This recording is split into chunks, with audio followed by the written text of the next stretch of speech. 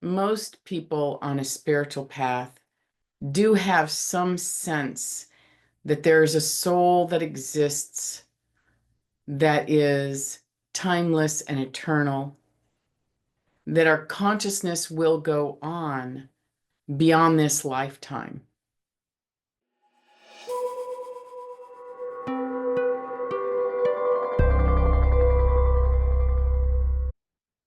People can experience that in different ways for verification for themselves, whether it's interesting dreaming, otherworldly or psychic experiences, astral traveling. So let's just start out with an agreement that we know that we have a soul. Now, that's one way of saying it, but what if we shifted that and said we are a soul?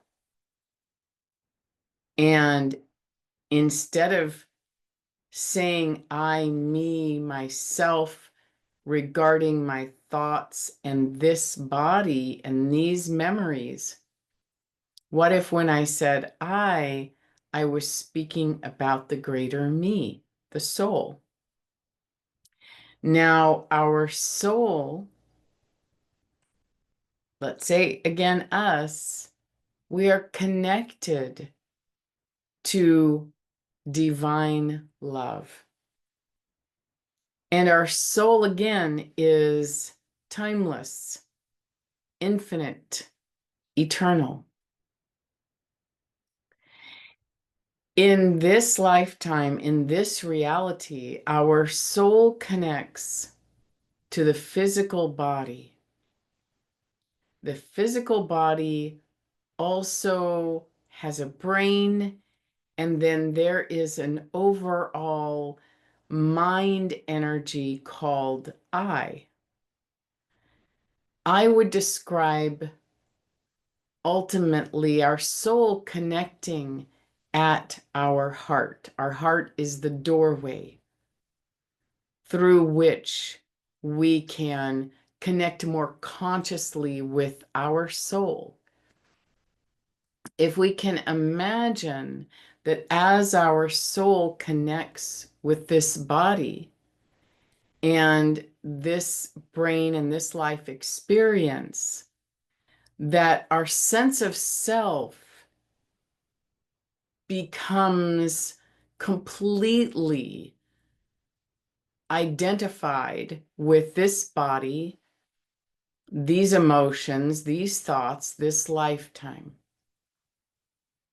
As that continues in this lifetime, and again, there are a lot of details around this that I won't include right now, so I'm basically describing it very high level. There's a point where as we start identifying as this body and we have forgotten our eternal self, our soul self, that part of us is what we call our ego, our personality.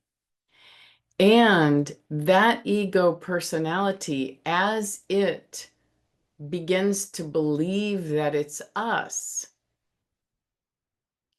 feels threatened by our wanting to explore more deeply who we are through our heart.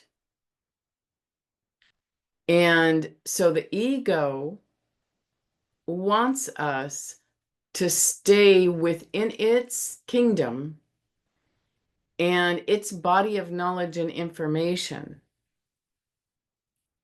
And because of that, it's often very difficult for people to relate to the heart and relate to having a more conscious experience of their soul self, divine self.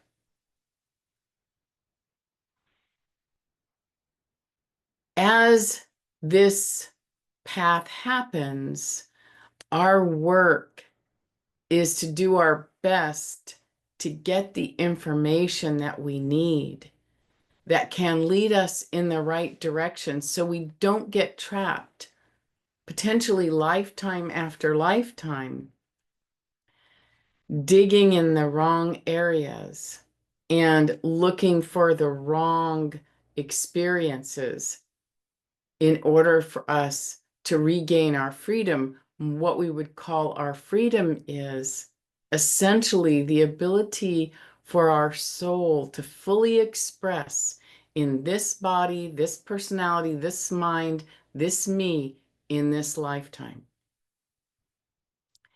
And love, divine love, is the key to making that happen. Now, again, we talk about it as a idea, and we give descriptions. We talk about compassion, kindness, generosity, understanding, deep connection, caring. But I want us to create this space for having this idea that divine love is an energy that ultimately you can sense, feel, experience as tangibly as you can wind or potentially rain. And this energy, we have access to it, but we are not necessarily open to allowing that energy into our consciousness, thoughts, body, energetic body. So on a path, we're trying to get to that point where we're actually creating openings in our heart. Remember, the heart is the key to this path.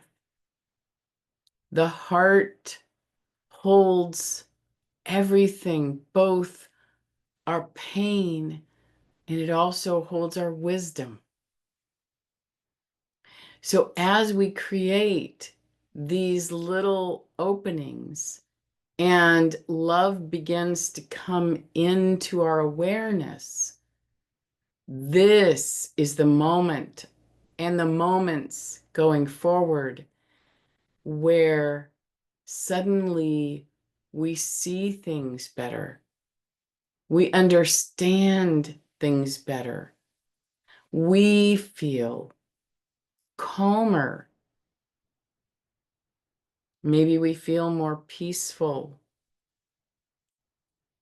reinvigorated to bring something wonderful into this world.